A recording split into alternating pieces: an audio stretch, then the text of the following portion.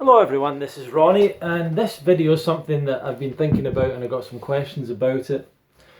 And it's about this idea that, when you tell people that you're eating a raw food, fruit-based diet, especially if you're living in the UK or somewhere that doesn't grow a lot of fruit, supposedly,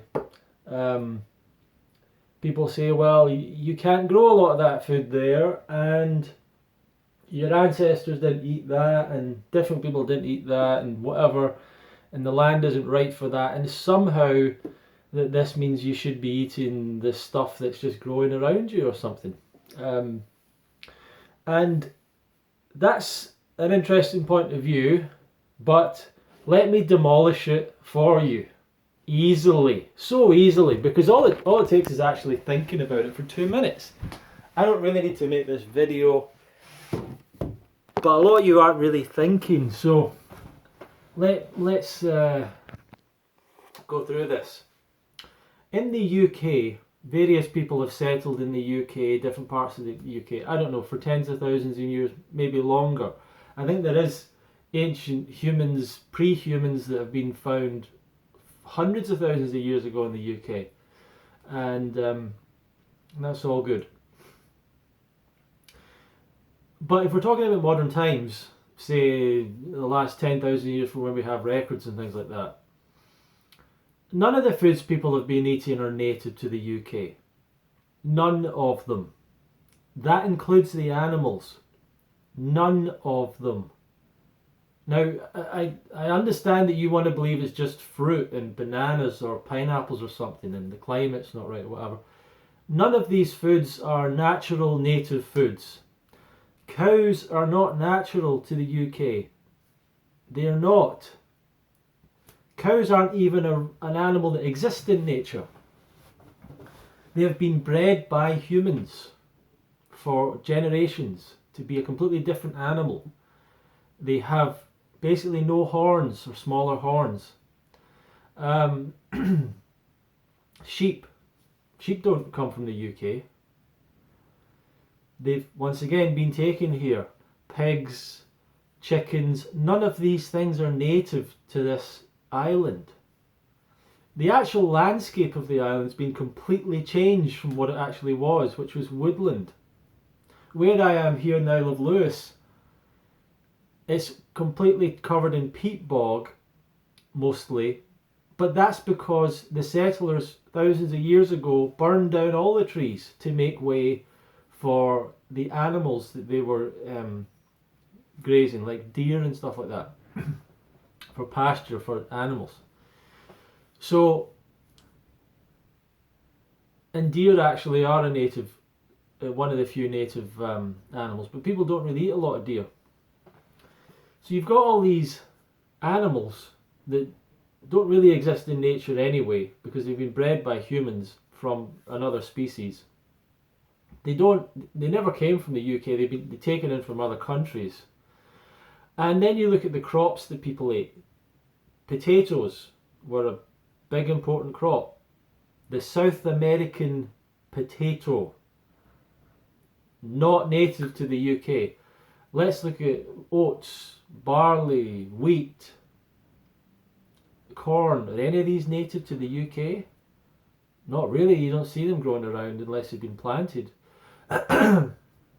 So maybe potentially oats, potentially, I'm not sure, there might be a few, but they've also all been bred to be like that. They're not around naturally. A part of the diet that would have been more of the area would have been fish, shellfish, things like that. So people would have had these things that were local and whatever you want to call it, natural, local. But the vast majority of the diet being a staple carbohydrate, something like oats, barley, corn, whatever, turned into bread, and porridge and different things. These things, these are crops that come from other places. And the same all over the world, but these crops have been transported all over the place. Vegetables are completely not natural. You don't get vegetables in nature. Vegetables are foods that have been bred. So many plants are poisonous. So they've been bred, the poisonous nature of them has been bred out of them to some degree, and a lot of them, once again, don't come from the UK.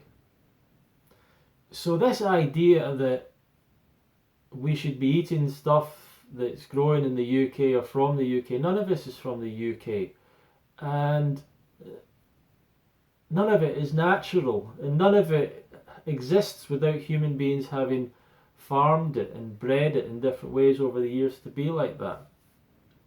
So I'm sorry if you're trying to use that argument for why you want to eat cooked food or animal products. It's because the ancient people of the of your nation ate that stuff. Your argument's kind of silly, because it's all been imported in, it's all been bred and changed and processed. None of it's natural. So the original human diet is a fruit diet. Basically just fruit. I mean, a lot of people like this fruit and vegetables and nuts and seeds and a little bit of this and that. It's really a fruit diet. A fruit preferential diet. If you couldn't get fruit, maybe eat other things. But specialist fruit eaters seeking the best fruit. That's what human beings would have been doing. So when people say, well, the fruit you're eating, it's not natural and it's been bred and it's got more sugar in it, firstly, all that stuff's nonsense. Yeah, do the certain fruits have more sugar than they used to? Yes, but do they have more sugar than equivalent fruits that exist in nature in the tropics? No. No, they don't. There are fruits that are high in sugar that are in the wild. That's what primates are eating. Figs make up a big part of their diet. They don't go for bland figs. They're looking for sugar, just like we are. So, the fruits are the foods that we want to go towards. And it doesn't matter that they're imported. It doesn't matter that they've been processed in certain ways. It doesn't matter that they've been bred to be different to what those original foods were. They're still the healthiest foods for us, regardless of all those things. And you should not make a decision on your diet based on what is geographically available to you. This all goes back to all this nonsense about I don't want to waste like energy, and I don't want to waste the, all this like, the transport and all this stuff and the energy. Listen, if you're eating animal products that come from the UK, cows, blah, blah, blah, where do you think their food is coming from? Do you think they're all just eating grass and fields? That's silly. Where do you think, really think about it for a second. There's 20 billion chickens plus eaten in the UK every year. Where are they? What are they eating? Where is that food grown that they are eating? Start to think about it. Because your idea that we can all live on pasture, whatever, great grass-fed beef and all that, is totally stupid. Just from a resources, economics side of things. Do you know how much a cow eats? Or chickens or all these things? That food is imported from other countries. You don't think that's what happens? You don't think that the farmers in this country import food that is actually grown in other countries? It is. That's how it happens. And yeah, I get it. For people that have 20 cows, there's people here that have, 20 cows, 30 cows. Different story. But there's kind of more than 20 cows getting eaten every day. It's like hundreds of thousands. Where are all those cows? Where the hell are they? You drive up and down the country, you barely see any cows. But people are eating steak and mince and burgers every day. Where are they all? What are they getting fed? Because they're certainly not just grazing. So it's not a mystery. They're in massive sheds. They're concentrated into massive sheds, and they're eating food that's been imported from other countries. That's how it works. or we're eating cows from other countries. Um, so the animal argument is just silly, stupid. I mean, it is what our ancestors did. That's how they survived. They had cows for milk. If they were lucky, they might have chickens for eggs, but they certainly had cows for milk. And they might have had a bit of fish. But did they eat meat a lot? No, it would have been a fairly rare thing for them to eat meat. So meat isn't a consistent thing. Maybe fish if they could get a source of fish on a regular basis, but not a great deal of meat until things got more prosperous economically, and then basically we're taking, once again, we're using other countries and the land in other countries to help bring down the cost of consuming animals and animal products. And in terms of the plant foods, the cooked plant foods, they're all potatoes come from South America. Like, yes, did our ancestors eat them for a few hundred years or whatever? Yeah, of course they did. Did they eat bread made from oats or barley or other things? Yeah. I mean, even here, there's examples of the old-fashioned mills, and in cities all over the UK, there'll be old mills where they used to mill when they're usually beside a river, so the flow of the river pushes round something that pushes round a thing that grinds the wheat or whatever into flour, and that gets turned into bread and other things. Yeah, so that's what our ancestors did as well for a while, But none of these things have made a significant difference to us anatomically, biologically. We're still frugivores. The length of our intestine, because we're changing all these foods to try and make them more palatable to us, and try and make them fit into our digestive system. These are all foods that we don't tend to eat uncooked or unprocessed. So I don't have any issue with eating fruit or the fact that fruit's coming in from other countries. Most of this stuff's coming in from other countries. Like, people, if you're drinking tea, coffee, anything with sugar in it, do you think that's coming from other countries? There's so many products that are coming from other countries, and yet people want to focus on fruits and vegetables.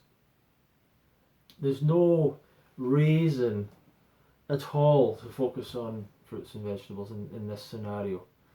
The people worried about the environmental thing. They're worried about the other thing. People don't want to waste food. They're like, I don't want to buy too much fruit because I might waste it. I might not eat it. It's not wasted. It's not wasted. It's getting turned into waste either way. Like, it's either going to rot on its own, or it goes through your body and gets turned into waste. Like, what's the difference with buying a little bit extra fruit? So, for some reason, fruit doesn't have enough, like, spokespeople and promoters, and the fruit companies are like, really, they don't even care about promoting fruit. I don't even know what their job is. Like, they're just distributing fruit. They're just like, they find farmers who they try and negotiate the cheapest price. They try and buy the most of it for the cheapest, transport it the cheapest, and there's a market out there for it. But they're not trying to increase the amount of people that eat fruit. I don't know why. It's like there's no one out there that cares about that. So there's not enough positive spokespeople telling people, giving people the proper advice, and yet people are coming out with rubbish information about dairy and meat, and we have TV shows in the UK that are all these farmers just pretending like they care about these animals and all that stuff, and yeah, they do in their own mindset, but you're sending them off to be killed. Like, you're only looking after them because you're making money out of them. Like, this is not some kind of sacred relationship here.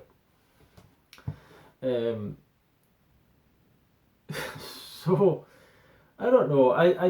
It frustrates me that people want to buy into that kind of an argument. You don't have to You don't have to worry about the fact of eating fruit or that your ancestors didn't eat a lot of fruit. Mine didn't. Up here, they didn't have access to a lot of fruit, apparently. Although still, I think that all of that is a little bit of a... At the same time, people completely have no awareness of how much fruit used to be grown.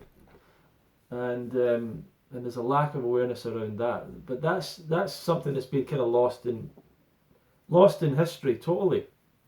Because fruit is like, it's just like forgotten about. No one cares about it. It's like the least interesting food to people. I think it's the most interesting food, most fantastic thing, and yet everyone's just like, yeah, fruit, whatever. But how did we eat cheese? Like, people are really interested in that rubbish. Anyway, thanks for watching the video. If you're confused about these things, ask me some questions below. It's not that difficult to work this stuff out. You just have to get rid of some of your biases and some of your like negative ideas about fruit because you've not been correctly educated. And you know, even my uncle yesterday was talking. He has diabetes, and he was talking about some video with, you know, the fruits that were safe for diabetics, and I'm like, well, all of them. What do you mean the fruits that are safe for diabetics? Like, the food people are eating with abandon the foods that cause diabetes, and then they're worried about fruit. So no one ever got diabetes from fruit. And I forget, a lot of you don't know that. A lot of people don't get that. Sugar isn't anything to do with diabetes. Processed sugar, Coca-Cola, none of that has anything to do with diabetes whatsoever. So,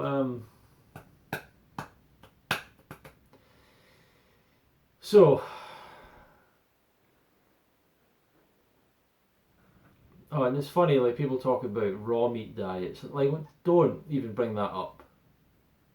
If we're having a serious conversation about nutrition, let's not go down this raw meat nonsense. This is the stupidest thing. They don't even recommend raw meat. You give raw meat to your cats and dogs. Like, that's how bad it is. Don't even give it to your cats and dogs. Now, it's maybe different if the cat and dog kills the thing and eats it straight away, but when you're giving meat, it's like rotten flesh, you know, and they do stuff to it to make it look fresher or make it look like the colours, whatever, but it ain't. It's rotting flesh, and it rots further inside you. It's disgusting stuff. And it's completely against human nature. Like, it totally goes against human nature. Now, human nature ultimately is to survive, so we do things in extreme circumstances to survive. But no, eating meat is not is a cultural thing that people have picked up as a survival mechanism. It's not a natural instinct of human beings to do that. Anyway, thank you for watching. If you'd like to learn more, I've got another presentation you can watch. I'll put some links below if you want to see some extra stuff. And thank you for watching. Feel free to share this video.